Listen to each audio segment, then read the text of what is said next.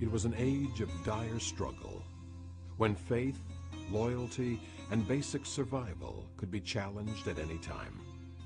Alliances had to be formed, sometimes born of honor and courage, and at other times of greed and fear. Often, conditions would make it seem impossible to know the difference. They were the secret brotherhoods founded with the Crusades 1,000 years ago. There were three orders of God soldiers: the Knights of St. John, the Knights Templars, and the Teutonic Knights. They were the appointed guardians of the true faith, sworn to protect Christendom against all enemies of the cross. They went to war in the name of Christ, building empires, amassing fortunes, destroying enemies, real and imagined, and changing the course of human history forever.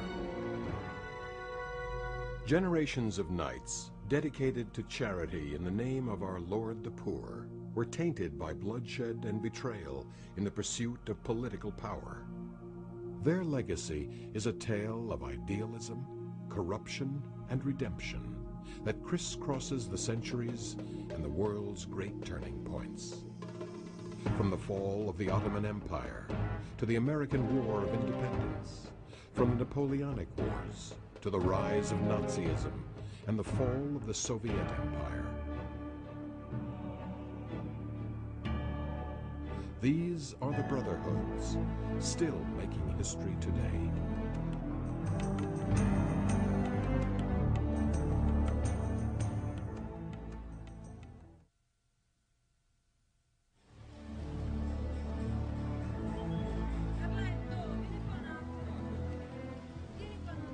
The Knights of St. John, the oldest of the brotherhoods, was founded as a hospitaller order to care for the poor and the sick who visited the Holy Land during the Crusades.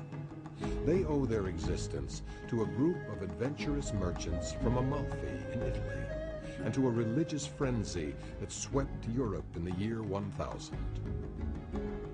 Jerusalem was thought to be the navel of the world.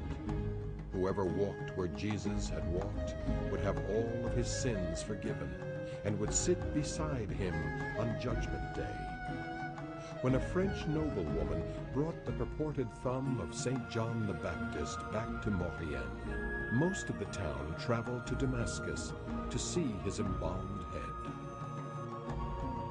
The relics of Christianity were thought to be imbued with supernatural powers, and in the Holy Land one could see the spear of Longinus that had perforated the chest of Jesus, the crown of thorns, and maybe even touch the true cross on which Christ had died. Whole embassies would make dangerous journeys in the hope of securing a drop of the holy blood, a fragment of the true cross, or teeth, nails, and bones of saints, prophets, and martyrs to be housed in the churches of Europe. The Muslim occupation of Christian territories, such as Syria, Palestine, and Spain, had gone on for almost 4 centuries. Muhammad had preached respect for all faiths. Muslim rulers were tolerant and did not desecrate the holy shrines.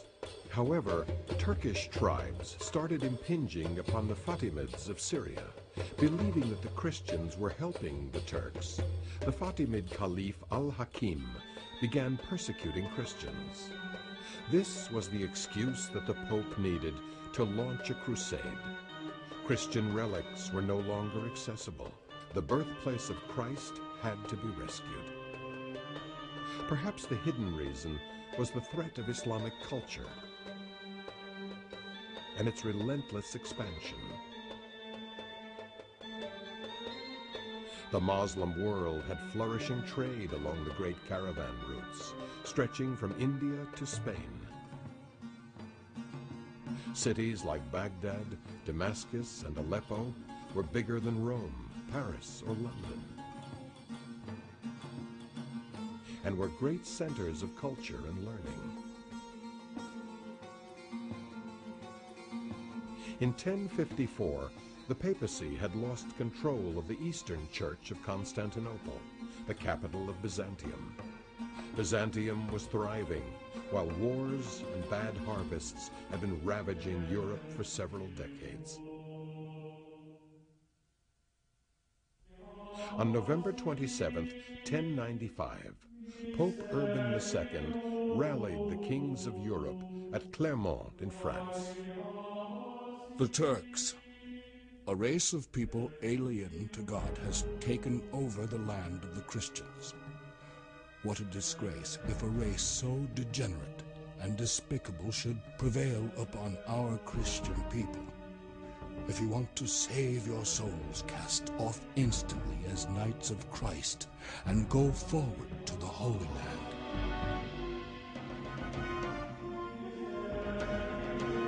This was a society of true believers, living daily on the edge of disaster. Faith was the only hope. War was now a religious service, and dying in Jerusalem would guarantee immediate entry to heaven. Hordes of people, gripped by religious fervor, marched to Jerusalem. The merchants of Amalfi, a shipbuilding town in southern Italy, had been venturing east, bringing spices and silk back to Europe. The opportunity to ferry pilgrims to the Holy Land meant they could collect the passage and open new trade with the Muslim world. They quickly built new fleets, and soon they had the exclusive franchise for the transport of pilgrims and troops. The expedition was an immense movement of men across Europe. It is estimated that between 60 and 100,000 people joined the First Crusade in 1096. 3 years later, after many wars against local armies, defection, starvation, and disease, the ragged crusading armies reached Jerusalem. On Friday, July 8, 1099, a solemn procession wound round the path that surrounded the city. The priests and bishops of the crusade came first, bearing the cross and the holy relics, the holy lance, and the arm-bone of St. George. The princes and the knights followed, then the foot soldiers and pilgrims. After several cycles of fasting, prayers, masses, and marches, the city fell to the Crusaders. Ibn al-Athir, an Arab chronicler of the time, reported on the atrocities committed by the Franks, as all the Crusaders were called. The population of the Holy City was put to the sword, and the Franks spent a week massacring Muslims. They killed more than 70,000 people in Al-Aqsa Mosque. Ibn al-Qalanisi, another historian, noted, "Many people were killed. The Jews had gathered in their synagogue, and the Franks burned them alive. May peace be upon them." With their newly acquired wealth, the Amalfitan merchants built a hostel and hospital with 2,000 beds. It was the first and largest building of this kind in the world. The merchants, the nobles, and the monks committed to taking up arms in the defense of the hospital and the roads in Palestine. The new order of Hospitallers was born, uniting the military and the monastic ideals. In 1113, Pope Pascal issued a bull, an official proclamation, establishing the Order of the Knights of St. John, soldiers of Christ, as a military order, and the 8-pointed cross of the town of Amalfi became their symbol.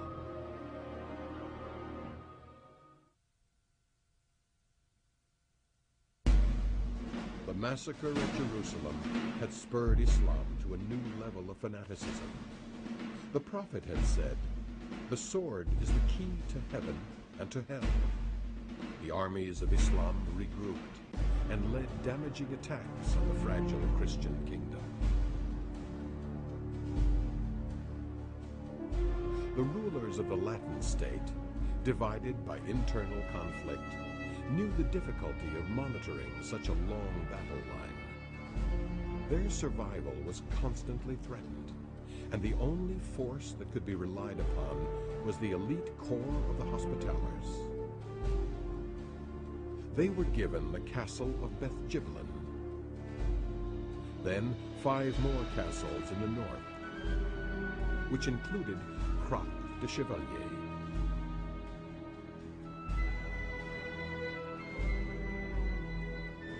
By 1168, the Knights controlled 20 castles, scattered from Turkey to Egypt.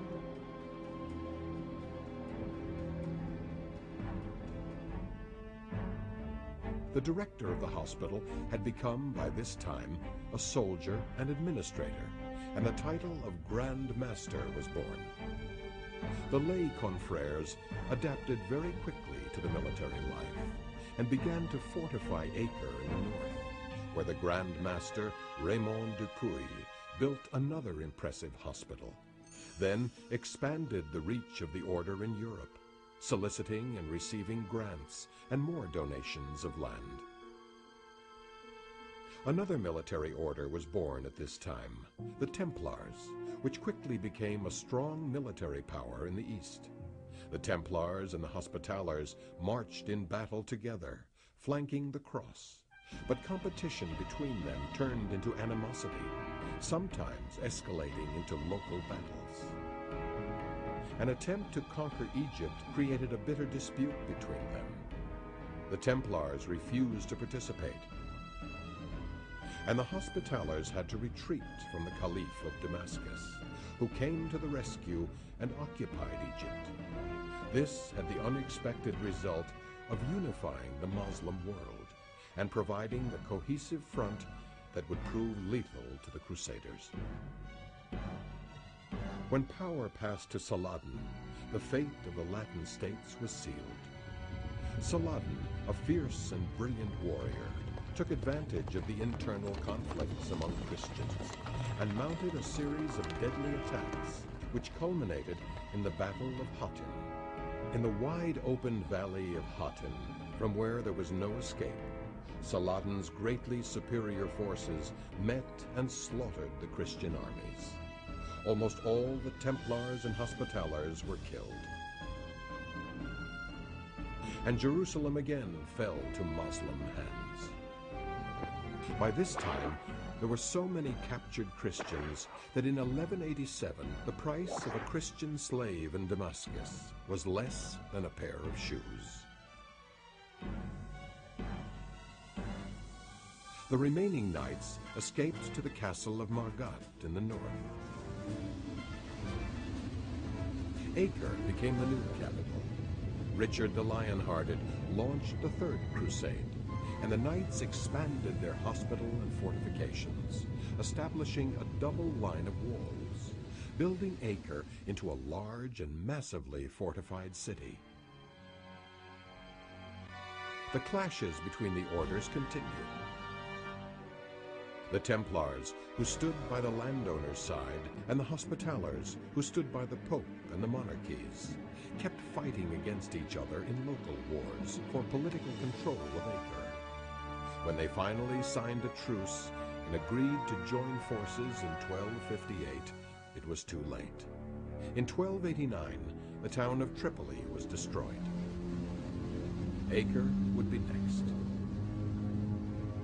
In April 1291, the Egyptian forces started the siege of Acre. The Christians knew they were doomed.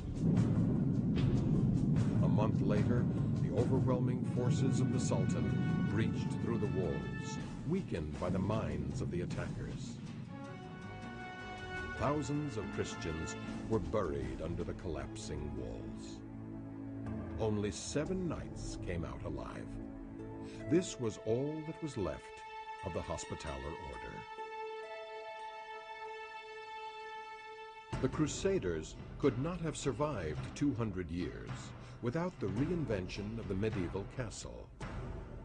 A few hundred knights had to defend hundreds of miles of territory. They poured decades of warfare experience and engineering inventions into building the most efficient war machines. They produced stone fortresses that seemed impregnable and became the model for castle building for the next 300 years. Carac de Chevalier, in the words of T.E. Lawrence, was probably the most admirable castle in the world. As soon as they were given the castle, they began adding and upgrading fortifications. Towers, originally square, were transformed into round ones to reduce vulnerability to arrows. The entrance to the castle was the most ingenious military design. The ramps are a series of sharp bends, so that the attacker had no visibility. The ceilings had narrow slits to shower the advancing army with arrows and boiling water, and gates hidden in the ceiling would drop to trap the attackers.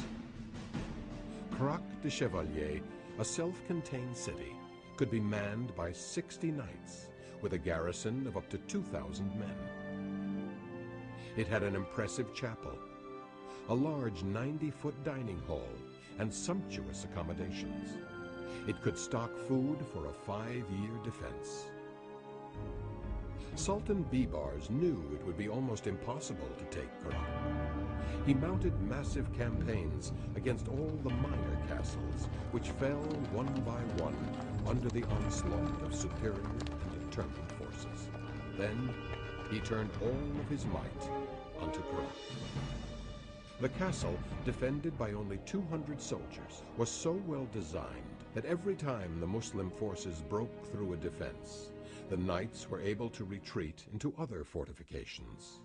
Only a ruse by Bibars, who sent a note with the forged signature of the Grand Master ordering surrender, caused the knights to give up the fight. The headquarters were then moved to Margat. This castle was built on the coast and was therefore accessible from the sea, even if the standard routes were blocked. Margat, defended by only 200 men, repelled the siege for over a month, but capitulated to an army of 10,000. In 1292, the surviving knights escaped to their headquarters in Cyprus.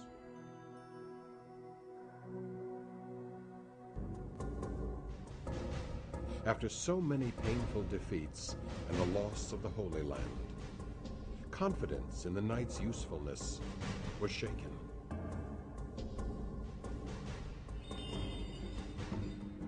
Philip the Fair of France had borrowed heavily from the Templars in order to finance his war against England. Unable to pay back his debts, he ordered their arrest, accused them of heresy, and in 1307 burned most of them at the stake. Other royal houses were eyeing the immense estates of the Hospitallers. Only the protection of the Pope would spare them from a similar fate. Their holdings in Europe remained safe, and the sugar refinery in Cyprus, which supplied most of the sugar to Europe, kept enhancing their wealth.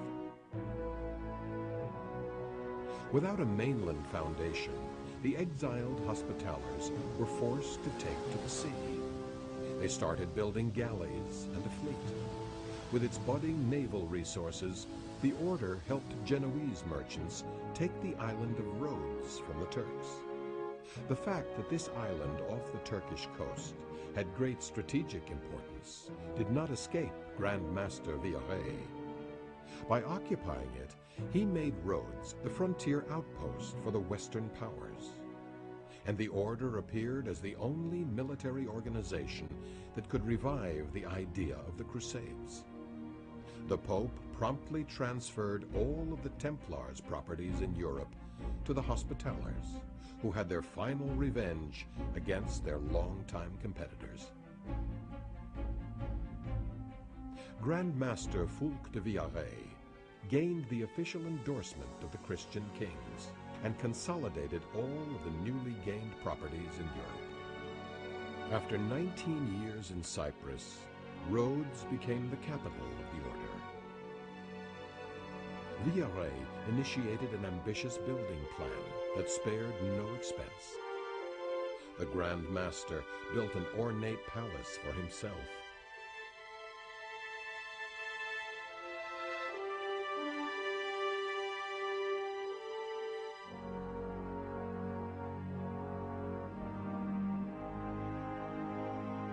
And an expansive new hospital. The idea of the auberge, a separate residence for each nationality, was born in Rhodes. The knights from Provence, Auvergne, France, Spain, Italy, England, and Germany had all formed independent groups by nationality, known as the tongues, and each tongue now had their own lavish quarters. The power, independence, and earthly pursuits of the knights were becoming so pervasive that even their supreme ally, the Pope, was disturbed. Pope Clement complained to Villaret that the knights' lifestyle was far too lavish. You ride beautiful fine horses, feast on exquisite meats, wear magnificent apparel, drink from goblets of gold and silver, and keep falcons and hounds for the chase. But the attitude of the knights remained carefree and defiant. Rhodes became one of the most fortified cities in the world. The independent towers scattered along the city walls were an invention of the knights.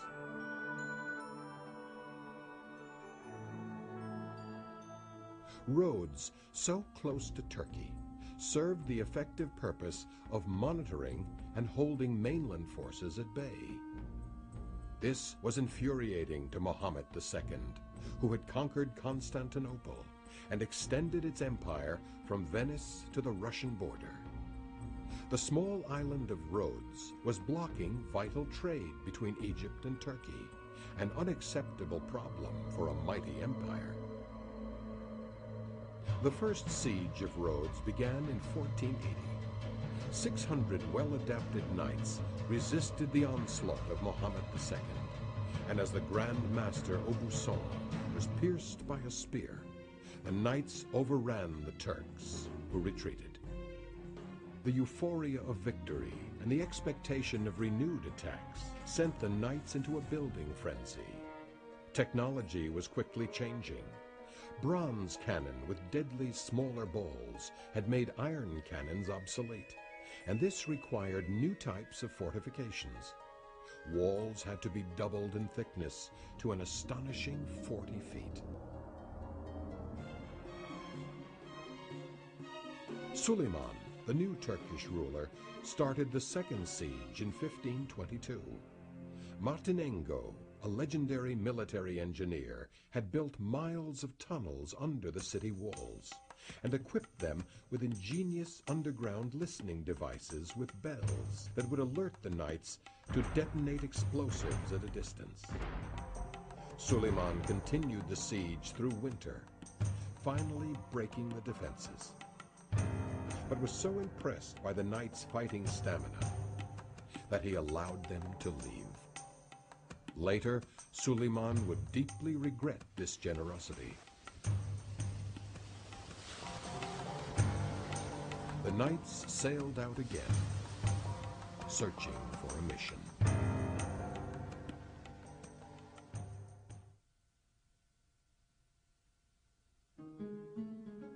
At the beginning of the 16th century, Spain, which had consolidated its empire with the union of Castile and Aragon and the conquest of Granada, was the only Christian kingdom capable of stopping the Turkish advance.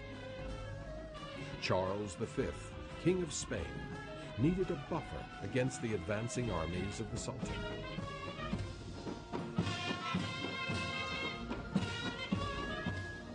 After the fall of Rhodes, the knights were very wealthy, but homeless, and the royal houses of France, England, and Portugal were again eyeing their riches. In 1530, the Grand Master L'Île d'Adam quickly accepted Charles V's offer of the island of Malta as the Knights' headquarters, in exchange for 1 falcon a year. They could not move in fast enough. Their first task was to turn Malta very quickly into a secure outpost that could withstand any attack. Grand Master Homedis fortified Castel Sant'Angelo, turning it into a massively defended fortress.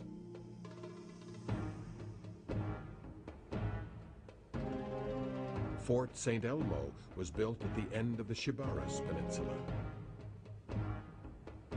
A chain weighing several tons was ordered from Venice to be stretched across the harbor, cutting off the entrance. North Africa was in Muslim hands and was dominated by the Barbary Coast Corsairs, headed by Sharaddin, also known as Barbarossa. The Barbary Corsairs were the scourge of the Mediterranean Sea. Dutch and English pirates had taught them the use of the Berton, a heavily armed and very fast ship. Sailing out of Tunis, Algiers, and Tripoli, they attacked European ships, stripped them, and took the passengers as slaves. Algiers was a renowned city of 100,000, larger than Genoa and Marseille, and 1/4 of its inhabitants were Christian captives.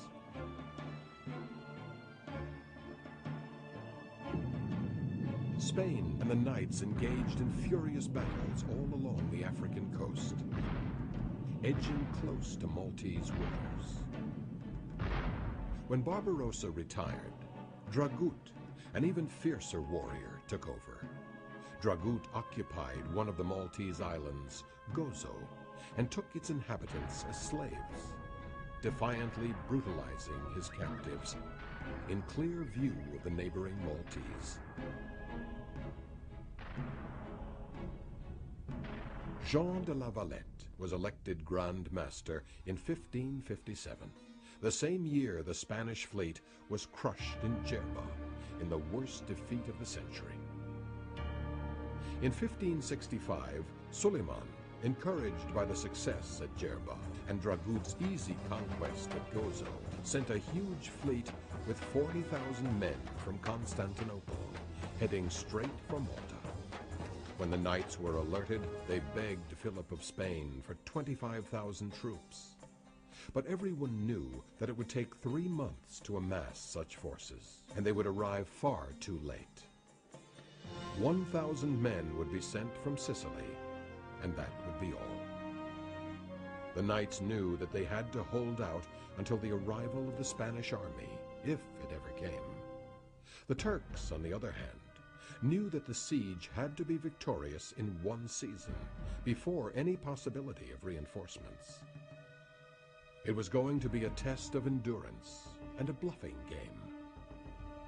La Valette concentrated most of his forces on St. Elmo, which guarded the harbor's entrance.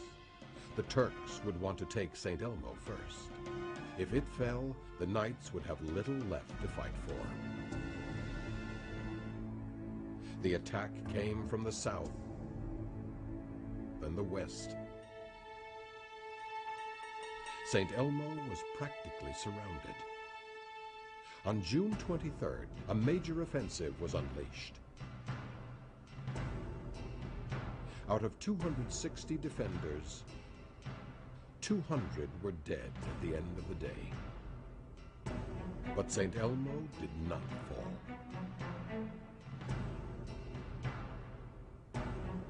Mustafa Pasha, the Turkish commander who expected an easy victory, took the bodies of dead knights, had them nailed to crosses, and floated them toward the Grand Harbor for the population to see. In response, La Valette had the heads of the Turkish prisoners cut off and shot from cannons into the Turkish lines. St. Elmo did fall, but it had drained the Turkish forces and weakened their resolve. The Turks now crossed the harbor to attack Castel Sant'Angelo. But the Knights had planted underwater stakes throughout the harbor, which sank the Turkish ships and slowed down the attack. The military forces of the Knights were down to 600 men and were unable to resist for more than a few days. Miraculously, the Spanish fleet, under Admiral Garcia de Toledo, sailed into the harbor the night of September 7th. In the morning, the Turks awoke to a fresh invading army of 8,000. The Sultan's army retreated in disarray. After 4 months of one of the most massive military operations of the times, the Ottomans had been defeated.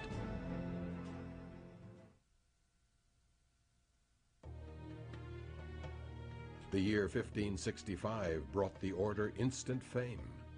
The news of the Maltese exploits traveled all over Europe. 541 Knights Hospitaller, aided by a garrison of some 9,000 men-at-arms, had repelled the repeated assaults of between 30 and 40,000 attackers.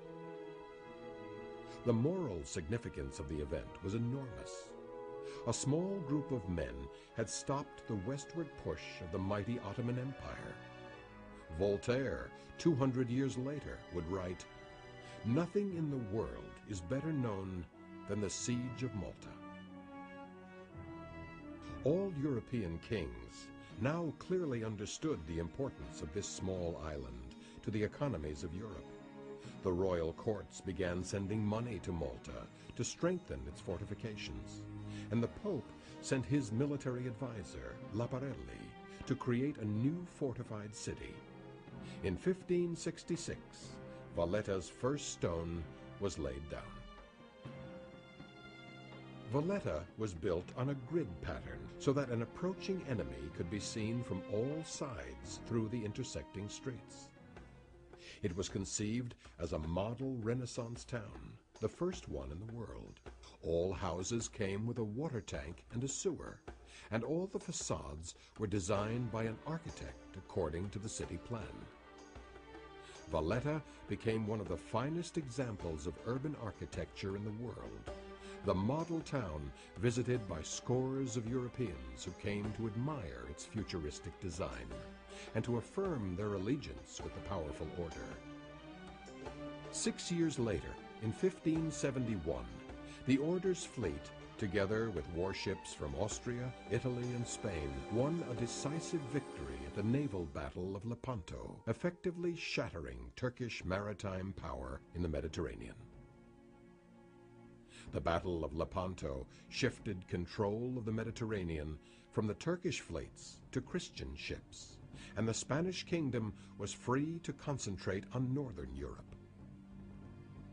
The reports of valor at Lepanto made the knights legendary figures.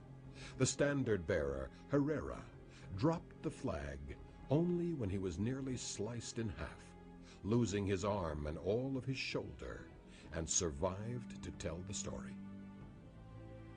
Hundreds of young noblemen flocked to the order in search of glory and adventure. Malta became a busy and freewheeling city. The Grand Master Cassier asked the Pope to appoint an inquisitor to stem Protestant ideas, but also very likely to slow down the debauchery in Valletta. The Church of St. John was embellished with the help of some of the best sculptors and painters of the time. Knights were buried under the inlaid marble floors, and the Grand Masters built ornate tombs to themselves to impress posterity. The Grand Master's palace in Valletta was a princely residence that rivaled the best in Europe. The Tongues also built their great palaces. The Tongue of Provence, the Tongue of Aragon, and the Tongue of Italy vied with one another in building larger and more sumptuous mansions.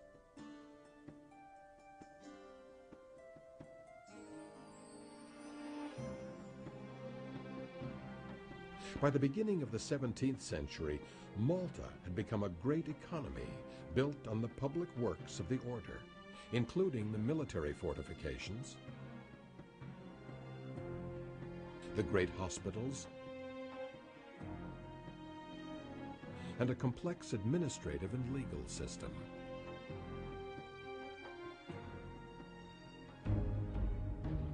The development of a larger and more powerful fleet, however, made the corso, the privateering against Moslem ships and towns, by far the biggest source of revenue for 2 centuries.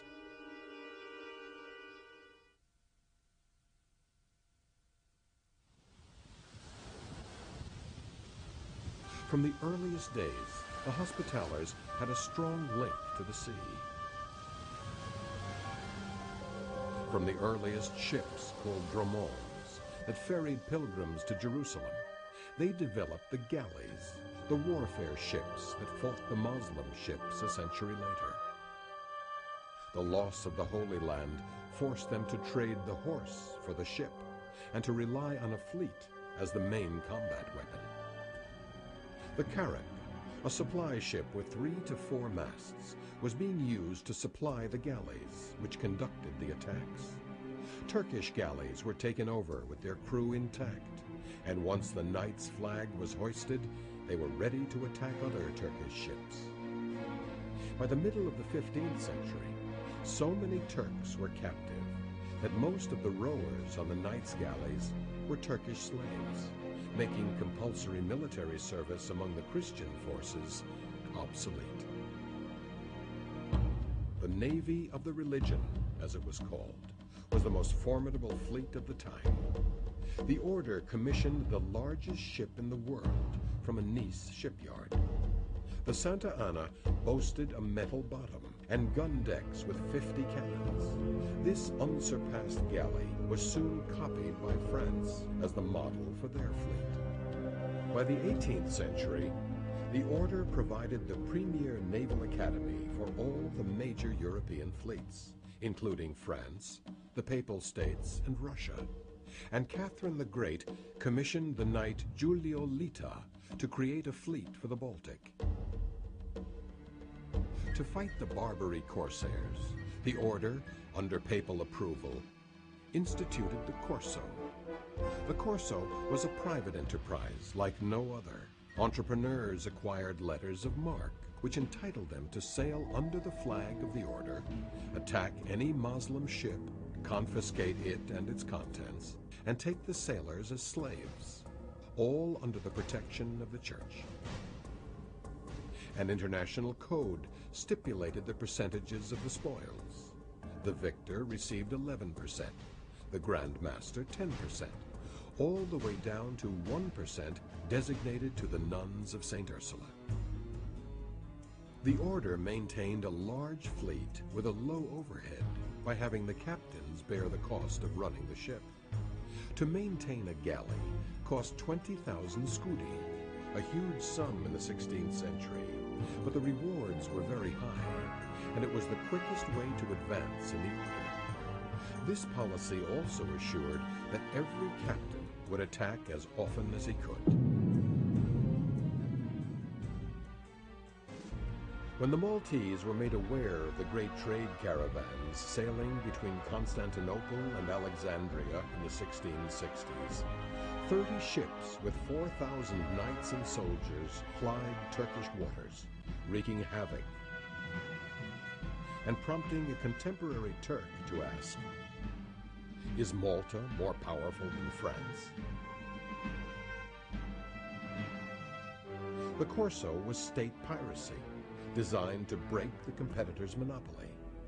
The far-reaching effect of the Knights' Corso was to shift the Ottoman trade into the hands of the European powers, thus accelerating the economic decline of the Ottomans. France, thanks to Malta, had acquired the Levantine trade, and Spain the North African trade. By this time, with a much weaker enemy to fight, the order's fleet grew slack and undisciplined. After the French conquest of Malta and the disappearance of the Knights, the Barbary regencies gained strength and under the pirate Yusuf Karamanli, operating out of Tripoli, started disrupting Mediterranean trade once again.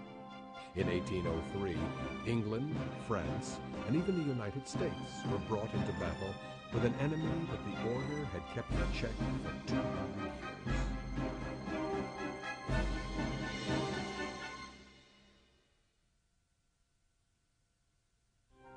The primary task of the order was always the care of the poor and the sick. Blessed Gerard, the rector of the Amalfitan hostel in Jerusalem, had called for service in the name of Our Lord the Poor. The hospital, the largest in the world with 2,000 beds, provided services previously unheard of. Theodoric, a doctor from Salerno, wrote in 1172, "No one can tell another how beautiful the hospital buildings are, how abundantly supplied with beds and rooms, how rich in refreshing the poor." And we saw that the beds numbered more than 1,000. Not even the most powerful king could maintain as many people as that house does in one day.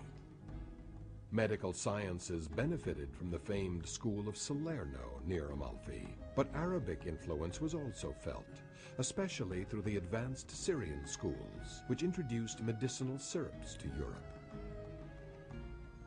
When Saladin conquered Jerusalem, he allowed the hospital to remain open for almost 1 year, in order to have the sick taken care of. Wherever they went, the Hospitallers were renowned caretakers. In Cyprus, at Lemissos. In Rhodes, in the Street of the Knights. And in Malta. They built hospitals of such comfort and luxury that many Europeans struggled to be admitted.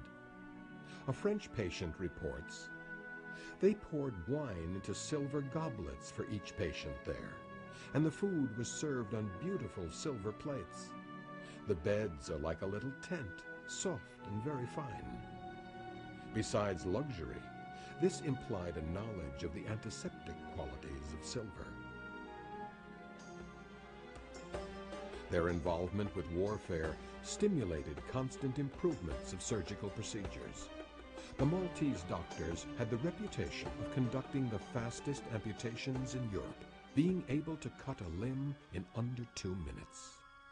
The Knights' achievement was to have combined loving service to the poor with exceptional service to its sick soldiers. This tactful doctrine enhanced the order's status, while also guaranteeing a loyal military through the ages.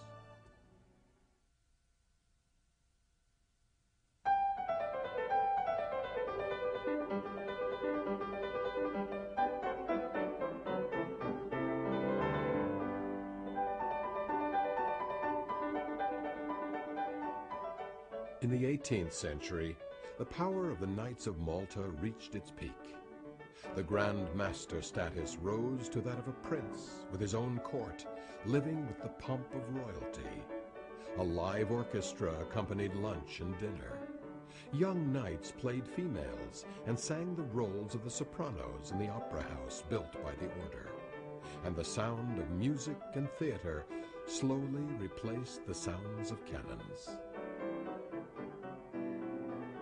A courtly household of 40 supervised and managed the activities in the various Grand Master's palaces, and 50 horses were hitched to his carriage. Taste and breeding became the most valued traits. Rivalries among the knights played according to their nationalities.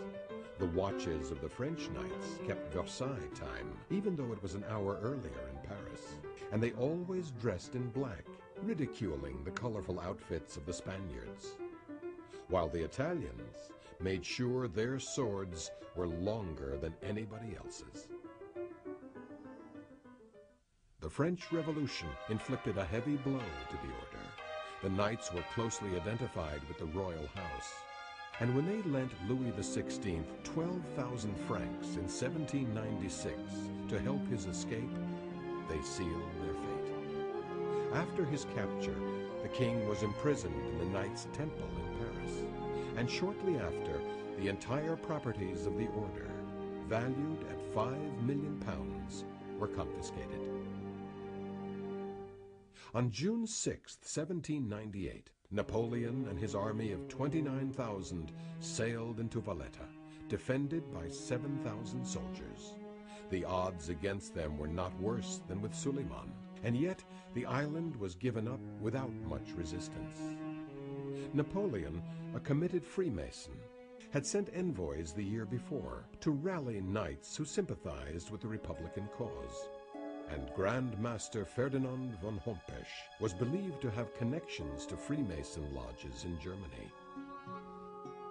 Most French knights refused to rise against the French army, as well as several Spanish knights who were ordered by their government, allied with France, not to fight. Napoleon strolled into the city on June 12, 1798. The Grand Master was allowed to leave, taking with him only the hand of St. John. Everything else, the large and uncatalogued treasures of the order, from the Grand Master's palaces to the gold and silver of the churches and the relics of the Crusades, were packed and taken to Napoleon's ship, L'Orient. 50 French knights sailed with Napoleon, although Knight Beaujolien remarked, "No situation, however desperate, can ever justify committing such dishonorable acts." In an ironic twist of fate, on August 1st, an English fleet under Admiral Nelson attacked L'Orient, which sank with all the treasures in Aboukir Bay. Mysteriously, in spite of several international attempts, the treasure has never been recovered. The knights sought and received the protection of the Emperor of Russia, Paul I, who quickly elected himself Grand Master against the protestation of the Church. The Tsar could have easily reconquered Malta. Plagued by schizophrenia, however, he chose instead to give knighthoods to all of his friends and mistresses. This enraged the frustrated knights in St. Petersburg. On March 23, 1801, 4 Knights of Malta assassinated the Tsar in his bedchambers. By the early 1800s, England had occupied Malta, and the Knights' headquarters in Italy, Russia, and Germany were closed down. The order was considered dead. The Knights settled in Rome in 1830, when they were given a home by the Pope. But under the watchful eye of the Holy Father, they traded what little freedom they had for a total dependency on Vatican rule. The only activity remaining open to the order was caring for the sick, and they began appearing in all European wars of the last century, organizing field hospitals. In World War I, the order operated a hospital ship, the Regina Margherita, and hospital trains all over Europe. Keeping allegiance was always hard for the tongues. When Italy entered the war against Austria, the Austrian Grand Master, who had invested the order's money in German and Austrian war bonds, had to resign in shame.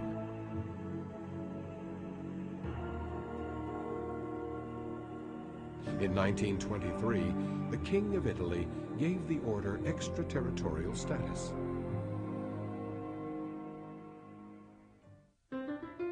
The Knights of Malta's prestigious position as one of the last aristocratic institutions made them very attractive to a group of ambitious social climbers called I Fasulli, the Fakes. William Lamb, an American of Russian descent, claimed a connection to Tsar Paul I, and therefore the right to set up his own knighthood, called Knights of Malta Incorporated, in Pennsylvania in 1911. After World War II, this corporation was still selling knighthoods all over the world at a brisk pace. A dubious character named Enrico Vigo set up a U.S. Knights Center in Malta under the name of His Imperial and Royal Highness Prince Henry II, Constantine de Vigo Lescaris, alla Ramico Paleologo de Montferrat. hereditary Emperor of Byzantium. During the 1980s, passports to the sovereign state of Malta were sold by speculators in Hong Kong to the tune of $50,000 each. Today, the order boasts 10,000 knights and 50 embassies all over the world. The Grand Master is recognized as a head of state with a rank equivalent to a prince and the ecclesiastic position of a cardinal. The order continues to run hospitals and relief assistance worldwide. It dispenses, according to some estimates, over $50 million a year in charity.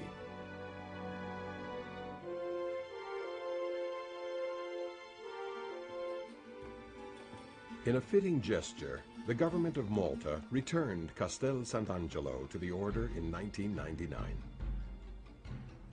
Starting out once again in the Mediterranean they once ruled with the cross and the sword. The brothers will surely find a way to thrust themselves into the history of the 21st century. Blessed Gerard founded the humble order over 900 years ago in the name of our Lord the Poor. After many centuries of charity, the Order of the Hospitallers has reached the new millennium with the essence of the brotherhood untouched.